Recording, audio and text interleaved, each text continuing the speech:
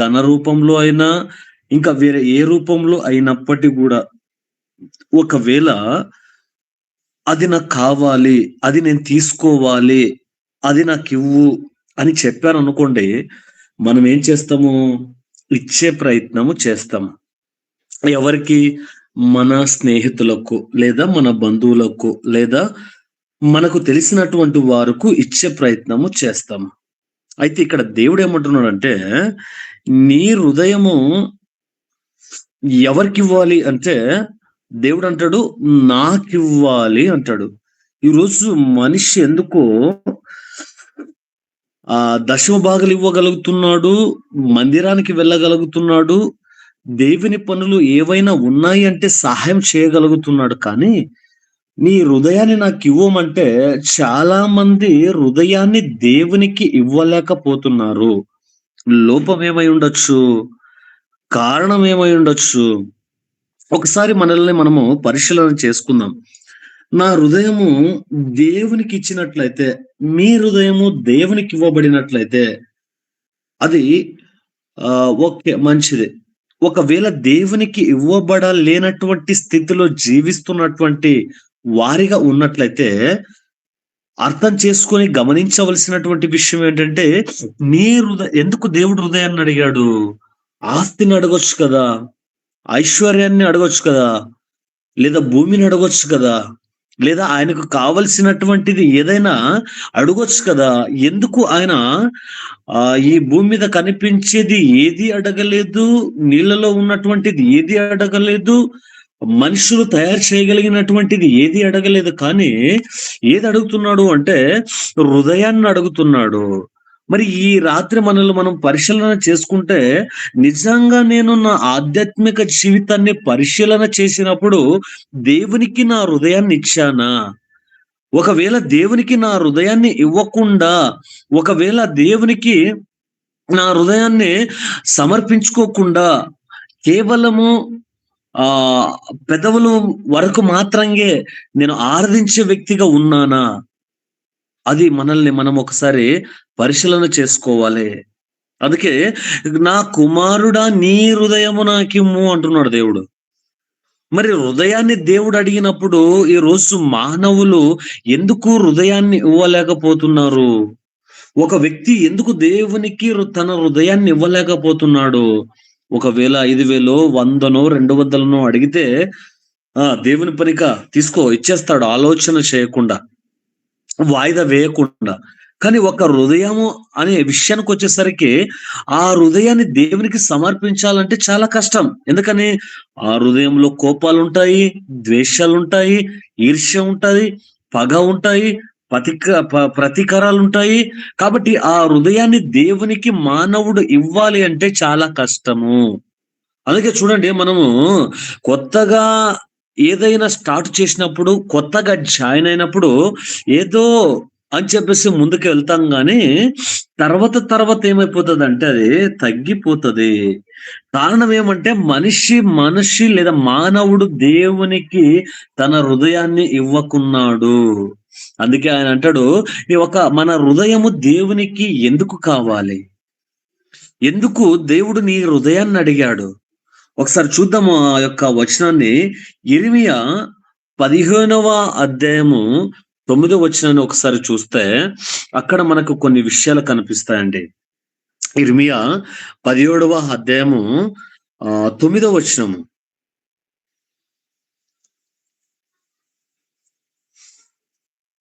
ఇక్కడ మనం ఏం చూస్తామంటే, హృదయము అన్నిటికంటే మోసకరమైనది. ఎందుకు దేవుడు నీ హృదయాన్ని అడిగాడు అంటే, అది మోసకరమైనది. అది ఎవరినైనా మోసం చేస్తదంటే దానికి వావి వరుసలు లేవు. వీళ్ళు నా వాళ్ళు, వీళ్ళు తోబుట్టులు, వీళ్ళు స్నేహితులు, వీళ్ళు సేవకులు, వీళ్ళు మినిస్టర్‌కి సంబంధించినటువంటి వారు, వీళ్ళు ప్రేయర్ గుంపుకు సంబంధించినటువంటి వారు అని ఏ ఒక్కరిని కూడా చూడదు. కానీ ఏం చూస్తుందంటే, హృదయము అన్నిటికంటే మోసకరమైనది అంటే అది ఎవరినైనా మోసం చేస్తది. భర్తనైనా మోసం చేయొచ్చు, భార్యనైనా మోసం చేయొచ్చు, పిల్లలనైనా మోసం చేయొచ్చు, సంఘాన్నైనా మోసం చేయొచ్చు, ఇంట్లో ఉన్నటువంటి తోబుట్టులనైనా మోసము చేయొచ్చు. అందుకే హృదయము అన్నిటికంటే ఘోరమైనది. అది ఘోరమైన వ్యాధి గలది. దాన్ని గ్రహింపగలవాడెవడు? యిర్మీయా అంటున్నాడు. ఎందుకని? అది అన్నిటికంటే మోసకరమైనది. అది ఎవరినైనా మోసం చేస్తది. ఎప్పుడైనా మోసం చేస్తది. ఎక్కడైనా మోసం చేస్తది. ఎంతమందిలో ఉన్న మోసం చేస్తది. ఒంటరిగా ఉన్న మోసం చేస్తది. నలుగురితో ఉన్న మోసం చేస్తది. మొబైల్‌లో ఉన్న మోసం చేస్తది. ఒకవేళ మనం సోషల్ మీడియాలో ఉన్న మోసం చేస్తది. అలా మోసము చేస్తున్నటువంటి హృదయము అది ఘోరమైనది. ఘోరమైనది అంటే దానికొక వ్యాధి ఉన్నది. దేవుడు శరీరాన్ని ఇచ్చినప్పుడు, ఆ శరీరానికి సంబంధించినటువంటి వ్యాధులు ఎప్పుడెప్పుడు బయటపడతాయి? ఏదో ఒక క్రియ లేదా ఏదో ఒక అవయము పని చేయనటువంటి స్థితిలో ఉన్నప్పుడు ఆ వ్యాధి బయటపడుతుంది. ఆ వ్యాధి బయటపడుతుంది. అందుకే ఇక్కడ హృదయం గురించి ఆయన మాట్లాడుతూ, అది ఒక వ్యాధి. ఏ వ్యాధి అది? హెచ్ఐవికి సంబంధించిందా? టీబీకి సంబంధించిందా? లేదా పార్శ్వవాయుగల యొక్క రోగానికి సంబంధించిందా? గర్వానికి సంబంధించిందా? అహంకారికి సంబంధించిందా? లేదా తను తాను హెచ్చించుకునే విషయంలో సంబంధించిందా? ఇంతకీ ఈ హృదయము ఏ వ్యాధితో బాధపడుతున్నది? ఏ ఒక్కరు కూడా చెప్పలేరు. ఈరోజు మీరు వైద్యుల దగ్గరకు వెళ్ళినట్లయితే అంటాడు, హార్ట్ బీట్ స్లోగా కొట్టుకుంటుంది. అది పని చేయడం లేదు. లేదా స్పీడ్‌గా కొట్టుకుంటుంది అని చెప్పగలుగుతున్నారు గానీ, హార్ట్‌లో ఏముందో ఏ ఒక్కరు కూడా చెప్పలేకపోతున్నారండి ఈరోజు. అందుకే చూడండి, పిల్లల మనసులో ఏముందో తల్లిదండ్రులకు తెలీదు ఈరోజు. తెలీదు. కాబట్టి వాళ్ళని ఎక్కడి వరకు చదివించాలో తెలీదు. ఏ యొక్క కోర్స్ వాళ్ళకి చదివితే వాళ్ళ జీవితం బాగుపడుతుంది అనే విషయం తెలీదు. వాళ్ళను ఏ యొక్క కాలేజీలో చేర్పించాలని తెలీదు. లేదా ఏ ఒక పనిలో పెడదామనే విషయం తెలీదు. ఎందుకంటే అది ఘోరమైనటువంటి వ్యాధి కలది.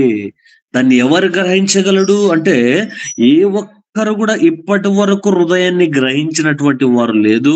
దాన్ని స్కాన్ చేసినట్లయితే అది 2 చెప్తుంది. ఒకటి స్పీడ్‌గా కొడుతుందా? లేదా 2 తక్కువగా కొడుతుందా? ఇదొక్కటి చెప్పగలదు. అయితే దేవుడు ఎందుకు హృదయాన్ని ఇమ్మంటున్నాడు? అంటే ఆ హృదయము మోసంతో నిండిపోయున్నది. ఆ హృదయము పాపముతో నిండిపోయున్నది. ఆ హృదయము అన్యాయముతో నిండిపోయినది. ఆ హృదయము ఇతరులను ప్రేమించలేకపోతున్నది.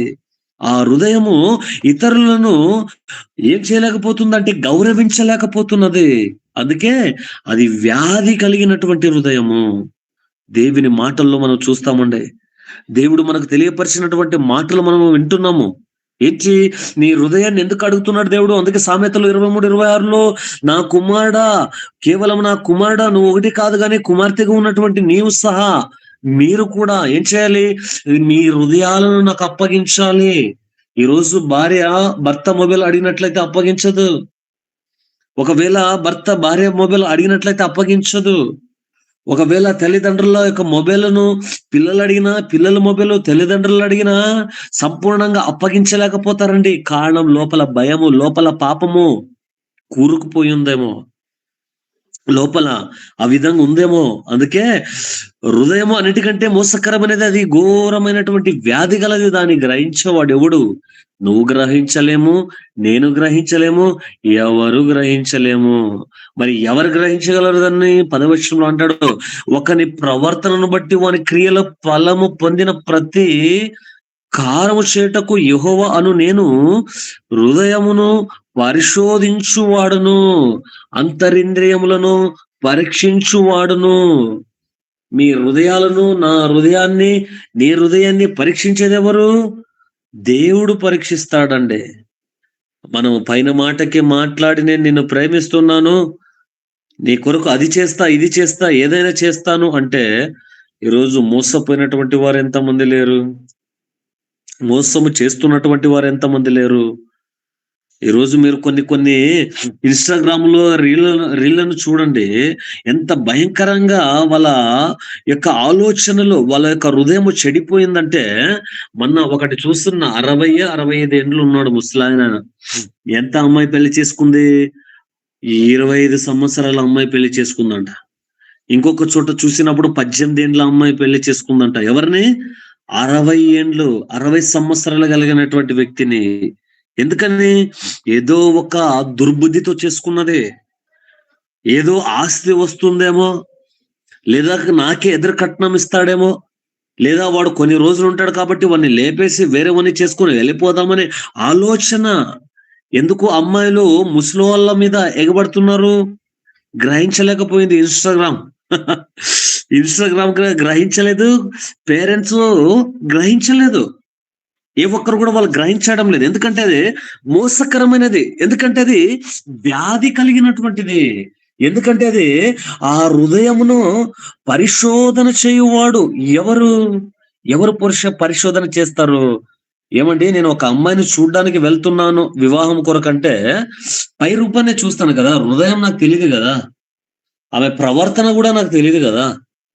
మరి హృదయాన్ని చూడలేనటువంటి నేనైనా, హృదయాన్ని చూడలేనటువంటి మీరైనా, మనమంతా దేన్ని చూసి ఆ మ్యారేజ్‌కి సంబంధించినటువంటి విషయంలో పెళ్లి అనే ఆ యొక్క 2 అక్షరాలతో మొదలవుతున్నటువంటి జీవితం ఏదైతే ఉందో, దాన్ని ఎలా మనం నిర్ధారణ చేస్తాము అంటే, ఎలా చేస్తామంటే, అమ్మాయి బాగుందా? ఆ! బాగుందండి. మంచిగా చదువుకున్నదా? చదువుకున్నదండి. ఉద్యోగం చేస్తుందా? ఉద్యోగం చేస్తుంది. రైట్. అబ్బాయి మంచిగా ఉన్నాడా? మంచిగా ఉన్నాడు. చదివినటువంటి వాడేనా? యెస్. ఉద్యోగం చేస్తున్నాడా? యెస్, చేస్తున్నాడు. అంతే. అంతే ఈరోజు. మీరు ఎక్కడైనా చూడండి. మోసము ఎక్కడ జరుగుతుంది? మోసపోతున్నటువంటి వారు ఎక్కడ మోసపోతున్నారు? అంటే హృదయము, అందుకే చూస్తున్నాం మనం. ఒకటి ప్రవర్తనను బట్టి 10వ వచనంలో, యిర్మీయా 17వ అధ్యాయం 10వ వచనంలో, ఒకరి ప్రవర్తనను బట్టి వాని క్రియల ఫలము చొప్పున ప్రతీకారము చేయుటకు యెహోవాను నేను హృదయములను పరిశోధించువాడను. ఆయన ఏం చేస్తాడంట? నీ హృదయాన్ని పరిశీలన చేస్తున్నాడు. ఈ రాత్రి నిన్ను నన్ను ఒకవేళ దేవుడు పరిశీలన చేస్తే నిర్దోషులుగా కనబడగలమా? యథార్థవంతులుగా కనబడగలమా? నిష్కళంకమైనటువంటి వ్యక్తులుగా కనబడగలమా? నిందరహితము జీవితము జీవించే వ్యక్తులుగా దేవునికి కనబడగలమా? ఆయన నిన్ను నన్ను స్కాన్ చేసినట్లయితే, ఆయన నిన్ను నన్ను ఒకవేళ దృష్టించినట్లయితే, మనము కనబడ మనము కనబడగలమా ఆయన దృష్టిలో? ఎలా ఉంది ప్రవర్తన? ఎలా ఉంది జీవిత విధానము? అందుకే ఆయన నేను హృదయమును పరిశోధించువాడును. పరిశోధించేవాడు భూమి మీదగా, పరిశోధించేవాడు సమాజంలో, పరిశోధన చేసేవాడు వైద్య రంగంలో, పరిశోధన చేసేవాడు సైంటిస్టుల దగ్గర. వీళ్ళు ఏమి పరిశోధన చేస్తున్నారు? ఏ విధంగా యుద్ధము జరిగించాలి? ఏ విధంగా అవతల ఉన్నటువంటి వ్యక్తిని సంహరించాలి? ఆ దేశాన్ని స్వాధీనపరుచుకోవాలి? అదే కదా వాళ్ళకి తెలిసింది. అదే కదా వాళ్ళ పరిశోధన చేస్తున్నది. ఇప్పటికో ఏది పరిశోధన చేస్తున్నారు? బీపీని ఎలా కంట్రోల్ చేయాలో పరిశోధన చేస్తున్నారు. ఏమి పరిశోధన చేస్తున్నారు? హార్ట్ అటాక్ రాకుండా ఉండాలి అంటే ఒక వ్యక్తికి ఏమి చేస్తే రాకుండా ఉంటది? పరిశోధన జరుగుతూ ఉన్నది. హెచ్ఐవి వచ్చినటువంటి పేషెంట్ ఈ మధ్యన హైదరాబాద్‌లో విచ్చలవిడిగా సాఫ్ట్‌వేర్స్ కంపెనీకి సంబంధించినటువంటి వారు, మరి మనకు దాని గురించి వద్దు గానీ, అనేక మంది హాస్టల్, అనేక మంది బిజినెస్, అనేక మంది ఉద్యోగం చేసేవారు ఎక్కువైపోయినారు. కారణం పరిశోధన. ఏ పరిశోధన? ఒకరి మీద ఒకరి పరిశోధన. అయితే ఇక్కడ దేవుడు ఏమంటున్నాడంటే, నేను వాళ్ళలాగా వస్తువులను పరిశోధన చేసేవాడు కాదు. ఈ భూమి మీద ఉన్నటువంటి ఈ భూమిని పరిశోధన చేసేవాడు కాదు. లోకంలో యుద్ధాలు జరగడానికి లేదా బాంబు లేదా గన్నులో పరిశోధన చేసేవాడు కాదు గానీ, మీ హృదయాన్ని పరిశోధన చేస్తాను నేను. ఎందుకని? మీ హృదయాన్ని నాకు ఇవ్వలేకపోతున్నారు గదా! మీ హృదయంలో నాకు చోటు ఇవ్వలేకపోతున్నారు కదా! అందుకే దేవుడేమంటాడు? మీ హృదయాన్ని నేనేం చేస్తాను? పరిశోధిస్తాను. ఎందుకు దేవుడు పరిశోధించాలి? యిర్మీయా 17:9లో ఏం చూసాం మనము? మోసకరమైనది అని చూసాం. 17వ అధ్యాయము 10లో ఏం చూసాము? దేవుడు ఏం చేస్తున్నాడంట? పరీక్షిస్తున్నాడు. అందుకే మీరు ఇవ్వలేకపోతున్నారు హృదయాన్ని. అదే ఆదికాండము 6వ అధ్యాయము 5వ వచనంలో ఏమంటాడు దేవుడు? ఆదికాండము 6వ అధ్యాయము 5వ వచనము ఏమని రాయబడి ఉంటది? నరుల చెడుతనము భూమి మీద గొప్పదనియు, వారి హృదయము యొక్క తలంపు కేవలము ఏమైంది? నరుల చెడుతనము భూమి మీద గొప్పదనియు, వారి హృదయం యొక్క తలంపులోని ఊహ అంతా ఎల్లప్పుడూ కేవలము చెడ్డదని యెహోవా చూచి, నరులు వాళ్ళ హృదయాన్ని చూసినప్పుడు హృదయంలో ఏమున్నాయంట? చెడు తలంపులున్నాయి. చెడు తలంపులున్నాయి. చెడు ఆలోచనలున్నాయి. మరి ఆ చెడు తలంపుల నుంచి బయటికి ఎలా రాగలుగుతున్నాం? చెడు ఆలోచనల నుంచి ఎలా రాగలుగుతున్నామంటే, పరిశుద్ధుడు మనకు సహాయకుడుగా ఉన్నాడు కాబట్టి. సహాయకుడుగా ఉన్నాడు కాబట్టి.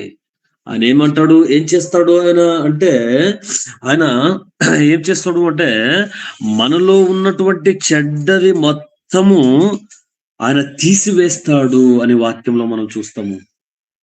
అంటే దేవుడేం చేస్తాడు? చెడ్డదాన్ని మొత్తాన్ని తీసివేస్తాడా అంటే, యెస్, చెడ్డదాన్ని మొత్తము తీసివేసి, ఆ హృదయంలో ఉన్నటువంటిది ఎప్పుడు గూడా కేవలం ఎలా ఉందంట? చెడ్డదిగా ఉంది. ఏంటండి? చెడ్డదిగా ఉందా?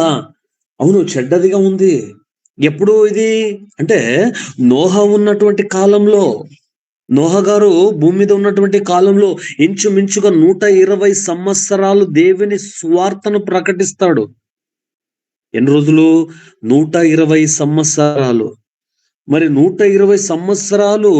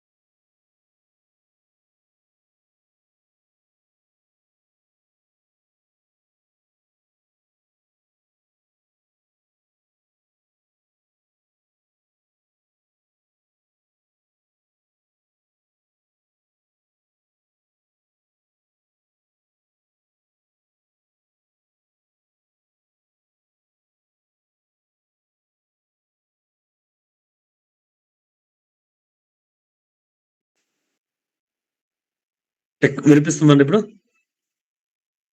ఆ! ఇక్కడ ఆదికాండము 6వ అధ్యాయం 5వ వచనంలో మనం చూసాము. ఏం చూస్తున్నామంటే హృదయము ఏమైపోయిందంట? ఎందుకు మానవుడు ఇవ్వలేకపోతున్నాడంటే అక్కడ మనకు స్పష్టంగా అర్థమవుతుంది. ఏమర్థమవుతుంది అంటే ఆ వచనంలో చూసినప్పుడు, నరుల చెడుతనం భూమి మీద గొప్పదనియు, వారి హృదయము యొక్క తలంపుల్లోని ఊహ అంతయు ఎల్లప్పుడూ కేవలము చెడ్డది. ఎవరి తలంపులు చెడ్డవి అంటే, మానవుల తలంపులు చెడ్డవా? రాజకీయ నాయకుల తలంపులు చెడ్డవా? యవ్వనస్తుల తలంపులు చెడ్డవా? లేదా సంఘానికి వెళ్తున్నటువంటి వారు, లేదా వాక్యాన్ని బోధిస్తున్నటువంటి వారు, లేదా మన చుట్టుపక్కల కనిపిస్తున్నటువంటి వారు, లేదా కుటుంబంలో కనిపిస్తున్నటువంటి వారు, లేదా స్నేహితుల మధ్యగా ఉన్నటువంటి వారు ఎవరు? ఎవరి వల్ల ఈరోజు ఏమైపోతుంది అంటే, చెడ్డతనము అనేది ఎక్కువైపోయింది. చెడు ఎక్కువగా ఎందుకయిపోయింది? అందుకే దేవుడంటాడు, ఏమంటున్నాడు? సామెతలు 23:26లో నీ హృదయాన్ని నాకివ్వమన్నాడు. మానవుల హృదయాన్ని దేవుడు ఎందుకు అడిగాడంటే, యిర్మీయా 17:9లో ఏం చూసాం మనము? ఎందుకంటే అది బహుఘోరమైనది, అది వ్యాధి కలిగినటువంటిది అని చూసాము. తర్వాత మానవుడు హృదయాన్ని దేవునికి ఎందుకు ఇవ్వలేకపోతున్నాడు అంటే, ఆదికాండము 6వ అధ్యాయం 5వ వచనంలో చూస్తున్నాం. ఎందుకంటే అదంతా కూడా చెడ్డది. ఊహ అంతా కూడా చెడ్డది. చెడిపోయింది. మానవుని హృదయం చెడిపోయింది. కాబట్టి ఈరోజు అనేక చోట్ల మానభంగాలను చూస్తున్నాం మనం. అందుకే మొన్న న్యూస్‌లో ఒక న్యూస్ చూస్తున్నా నేను. ఒక అమ్మాయిని ఒక ఇద్దరు ముగ్గురు చెరపాలి అని ప్రయత్నించినప్పుడు ఆమె అన్నదంట. ఏమన్నదంటే, "అయ్యో! నాకు హెచ్ఐవి ఉంది" అని చెప్పిందంట. ఒకవేళ అలా అంటే ఈ దుర్మార్గులు వదిలేస్తారేమో, విడిచిపెడతారేమో. ఆమె ఆమె తన మానాన్ని, తన శీలాన్ని కాపాడుకోవాలనే ఒక ఆశ కలిగి ఆ మాట చెప్పినప్పుడు వాడేం చేశాడు? చెయ్యకూడనటువంటి పనిని చేసి వెళ్ళిపోయాడు. ఆమె పరిస్థితి ఎలా అయిపోయింది? చావు బతుకుల మధ్య కొట్టుమిట్టాడుతుంది. కారణం ఏంటి? చెడిపోయినది. ఎవరి హృదయం చెడిపోయింది? అంటే చాలా మంది అంటూ ఉంటారు. ఏమంటుంటారంటే, చిన్న పిల్లలండి వాళ్ళకి తెలీదు. No, no. వాళ్ళకెప్పుడైతే అబద్ధాలు చెప్పడం మొదలు పెడతారో అప్పుడే తెలుసు వాళ్ళకి. ఎవరు అబద్ధాలు? వాడు ఎప్పుడైతే స్కూల్‌కి వెళ్ళినప్పటి నుంచి, వాడు ఎప్పుడైతే కాలేజీకి వెళ్తున్నప్పటి నుంచి, వాడెప్పుడైతే తల్లిదండ్రుల దగ్గర అబద్ధము చెప్పుతాడో అప్పటినుంచి మనకు తెలుసు. కాబట్టి ఆ ఊహ ఎప్పుడైతే వస్తుందో అందుకే అక్కడ ఊహ అనే మాటొస్తది మనకు. నరుల చెడుతనము భూమి మీద గొప్పదనియు వారి హృదయం యొక్క తలంపుల్లోని ఊహ అంతా ఎల్లప్పుడు కేవలము చెడ్డదని యెహోవా చూసి ఏం చేస్తున్నాడు దేవుడు? ఒక పక్కన పరీక్షిస్తున్నాడు. మరొక పక్కన ఏం చేస్తున్నాడంటే ఆయన చూస్తున్నాడు. ఎప్పుడు మారతారో చూస్తున్నాడు. ఇప్పుడైనా మారగలుగుతారేమో. అందుకే అంటాడు దేవుడు మార్కు రాసినటువంటి సువార్త 7వ అధ్యాయం. అక్కడ ఒక మంచి మాట దేవుడు రాశాడండి. కొత్త నిబంధన గ్రంథంలో మనం చూస్తే మార్కు రాసినటువంటి సువార్త 7వ అధ్యాయము 21వ వచనము. 7వ అధ్యాయం 21 వచనము. లోపల నుండి ఆ! చదవండి. హ్మ్. హ్మ్. హ్మ్. హ్మ్.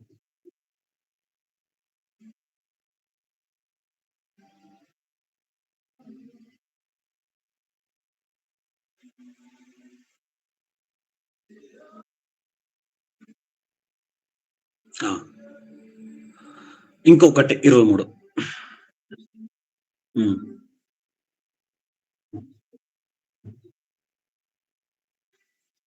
చెప్పాను. చాలండి. ఇక్కడ చూడండి మనము ఎందుకు మానవుడు దేవునికి హృదయాన్ని ఇవ్వలేకపోతున్నాడు అంటే లోపల నుండి అనగా మనుషుల హృదయంలో నుండి ఏమేమొస్తున్నాయో అక్కడ దేవుడు తెలియపరుస్తున్నాడు. ఏమేమొస్తున్నాయి? అందుకే దావీదంటాడండి 51 కీర్తన. అందుకే నేను ఎప్పుడు ఎప్పుడు గూడా దాన్ని గుర్తు చేసుకుంటూ ఉంటా. దాన్ని చదువుతూ ఉంటా. అది నా యొక్క ప్రార్థనగా నేను పెట్టుకుంటా ఎప్పుడు గూడా. ఎప్పుడు గూడా నా ప్రార్థన ఎందుకంటే నాకు ఆలోచనొచ్చినా, ఆ తలంపొచ్చినా, ఒకవేళ అలాంటి చూపు కలిగినా, ఒకవేళ పడిపోతానేమో. ఎందుకంటే ఐ యామ్ నాట్ పర్ఫెక్ట్. నేను నా యొక్క ఆధ్యాత్మిక జీవితంలో ఒకవేళ పర్ఫెక్ట్‌గా ఉండలేకపోతానేమో. అప్పుడప్పుడు పడిపోతానేమో. అలా పడిపోయినట్లయితే నేను గుర్తు చేసుకుంటా. దావీదు చేసినటువంటి ప్రార్థన ఏదైతే ఉందో. అందుకే ఇక్కడ చూస్తాము అనగా మనుషుల హృదయంలో నుండి దురాచనలను అంటే ఇక్కడ దావీదంటాడు నేను పాపము చేయకుండా నీ వాక్యాన్ని నా హృదయంలో భద్రపరుచుకున్నాను. అలాంటి మాట ఈరోజు సంఘాలు చెప్పగలిగితే, అలాంటి మాట సేవకులు చెప్పగలిగితే అలాంటి మాట విశ్వాసుల నుంచి దేవుడు వినాలని ఆశపడుతున్నాడు. ఏ మాట? పాపము చేయకుండా నీ వాక్యాలను, పాపము చేయకుండా నీ యొక్క మాటలను, పాపము చేయకుండా నీ ఆజ్ఞలను నా హృదయంలో ఉంచుకున్నాను. ద్వేషాన్ని కాదు, పగాన్ని కాదు, కక్ష భేదాలను కాదు, ఇంకా చదువుని కాదు, ఉద్యోగాన్ని కాదు, వ్యాపారాన్ని కాదు, ఇంటిని కాదు, సమస్యలను కాదు. మరి ఏది? వాక్యాన్ని, వాక్యాన్ని, వాక్యాన్ని ఉంచుకోవాలి అంటున్నాడు దేవుడు. మరి ఇక్కడ వాక్యాన్ని ఉంచుకోవాలి అన్నప్పుడు ఇక్కడ కూడా అదే చూస్తున్నాం కదా! లోపల నుండి అనగా మనుష్య హృదయంలో నుండి దురాలోచనలు, జారత్వమును, దొంగతనములను, నరహత్య, వ్యభిచారము, లోభమును, చెడుతనము, కృతికను, కామ వికారమును, మత్సరమును, ఇలా దేవదూషణ, అహంభావమును, అవివేకము ఏమండి ఈ చెడ్డవన్నీయు లోపలి నుండే బయలు వెళ్లి మనిషిని అపవిత్రపరచునని ఆయన చెప్తున్నాడు. ఆయన చెప్తున్నాడు. అందుకే మనకు దేవుడు ఏమంటున్నాడంటే హృదయాన్ని నాకివ్వు. ఏమివ్వాలి? హృదయాన్ని. అందుకే రోమీయులకు రాసినటువంటి పత్రిక 7వ అధ్యాయంలో మనం చూస్తాం, మిమ్మల్ని మీరు సజీవ యాగముగా ఏం చేయాలంట? నాకు సమర్పించుకోండి. సజీవ యాగముగా మీకు మీరుగా మీరేం చేయాలి? నాకు సమర్పించుకోండి. ఒకవేళ సమర్పించుకున్నట్లయితే ఏమవుతుంది? ఏం జరగొచ్చు అలా సమర్పించుకున్నట్లయితే? అదే కదా దేవుడు మన నుంచి క్షమించండి, రోమీయులకు రాసినటువంటి పత్రిక 7 కాదు 12వ అధ్యాయం. రోమీయులకు రాసినటువంటి పత్రిక 12వ అధ్యాయము మొదటి వచనం.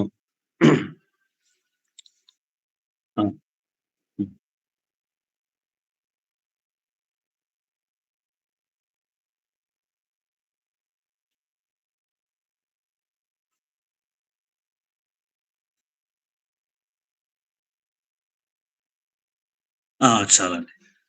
ఇక్కడ చూస్తాం, మిమ్మల్ని మీరు సజీవ యాగముగా దేవునికి సమర్పించుకోవాలి.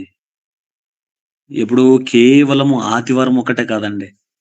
కొంతమందిని అడిగినప్పుడు ఆదివారమా, నన్ను నేను సజీవ యాగముగా సమర్పించుకున్నాను.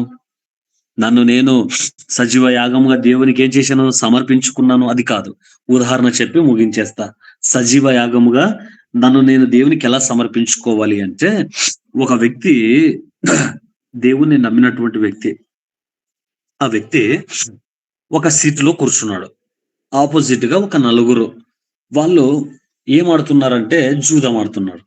అలా జూదం ఆడుతున్నటువంటి సమయంలో పేకాట అంటారు కదండీ! పేకాట ఆడుతున్నటువంటి సమయంలో ఈ వ్యక్తి వాళ్ళని చూస్తూ ఉన్నాడు. అవతల సైడు వాళ్ళ వాళ్ళ యొక్క సంబంధించినటువంటి వాళ్ళు ఎవరో ఉంటారు. ఉంటూ అలా వెళ్తూ ఉంటే, అప్పుడు అందులో ఎదురుగా ఉన్నటువంటి నలుగురిలో ఒక్కడు డ్రాప్ వచ్చేసింది. దిగడం వచ్చేసింది కాబట్టి వాని ఊరొచ్చినప్పుడు వాడు దిగిపోయాడు. దిగిపోయిన తర్వాత వీళ్ళు ముగ్గురు అయిపోయారు. వాళ్ళ ముగ్గురు ఈ వ్యక్తిని పిలుస్తున్నాడు. "అరేయ్! నువ్వు ఖాళీగా ఉన్నావు కదా! మా వోడు వెళ్ళిపోయినాడు. నువ్వొచ్చి జాయిన్ అవ్వు దీంట్లో. అప్పటి నుంచి చూస్తున్నావు కదా! ఆడాలని ఉందా? వచ్చి జాయిన్ అవ్వు" అంటాడు. అంటే ఈ వ్యక్తి అంటాడు, "జాయిన్ అవ్వు అంటున్నారు గానీ నాకు చేతులు లేవు కదండీ" అంటాడు. చేతులు లేవా? అదేంట్రా 2 చేతులున్నాయి కదా నీకు. చేతులు లేవంటున్నావేంది? అంటే, ఆ వ్యక్తి అంటాడు, "ఈ చేతులు లేవు కాదండి" అంటాడు. అర్రె! వీడు పిచ్చోడిలాగా ఉన్నాడే. 2 చేతులు చక్కగా కనిపిస్తున్నాయి. మళ్ళా ఈ చేతులు నాకు కాదు అంటున్నాడు. ఎందుకు? ఏమైందని అడుగుతున్నటువంటి సమయంలో ఆ వ్యక్తి అంటాడు, "నిజమే. ఒకప్పుడు నేను అలా ఉన్నాను, కానీ యేసుక్రీస్తుని నమ్ముకున్న తర్వాత నన్ను నేను దేవునికి కేవలం ఆదివారానికి, కేవలము స్పెషల్ మీటింగ్స్ లేదా యూత్ మీటింగ్స్ లేదా నెలకొకసారి ఇలా నా అవయవాలను నేను నా హృదయాన్ని దేవునికి సమర్పించుకోలేదు గానీ, ప్రతిరోజు మీరు చూస్తున్నది కరెక్టే. ఈ చేతుల్లా కాదు. ఎందుకంటే ఇది పాపము చేయడానికి కాదు. పొద్దున్న నేనేం చేశానంటే, ఆయన బలిపీఠం మీద ఉంచాను. ప్రభువా, ఈ చేతుల నుంచి ఏం చేయకూడదు? పాపము చేయకూడదు. నీకు ఇష్టం లేనటువంటి కార్యాలు చేయకూడదు అని పొద్దున్న లేచిందేమే ఒక 3 గంటలకు, 4 గంటలకు నేను ప్రార్థన చేసి నన్ను నేను దేవునికి సజీవంగా సమర్పించుకుంటాను. అయ్యా! నా 2 చేతులు నీకు సమర్పిస్తున్నాను. అయ్యా! నా 2 కాళ్ళు నీకు సమర్పిస్తున్నాను. అయ్యా! నా హృదయాన్ని, నా చెవులను, నా మాటను, నా నాలుకను నీకు సమర్పిస్తున్నాను. సజీవ యాగముగా నీకు సమర్పిస్తున్నాను. వీటి నుంచి నేను పాపము చేయకూడదు. అందుకే దేవుడు అడుగుతున్నాడు, నీ హృదయాన్ని నాకివ్వు.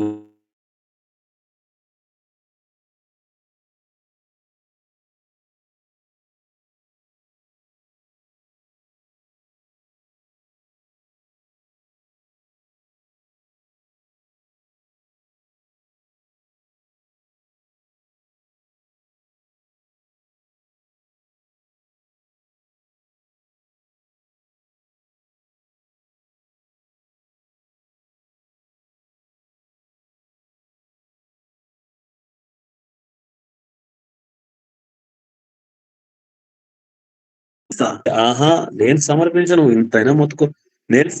ఈ యొక్క సమయంలో ఏం చూస్తామంటే, దేవునికి మీ హృదయాన్ని సమర్పించండి. దేవుడు హృదయాన్ని ఇచ్చినప్పుడు ఆయన వాక్యంతో నింపుతాడు, పరిశుద్ధాత్మతో నింపుతాడు.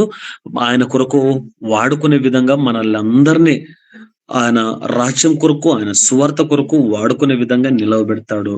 అలాంటి సాక్ష్యము నువ్వు నేను కలిగి జీవించాలని కోరుకుంటూ ఇంతటితో ఈ వాక్యాన్ని ముగిస్తున్న. దేవుడు ఈ మాటల ద్వారా మిమ్మల్ని దీవించును గాక. God bless you.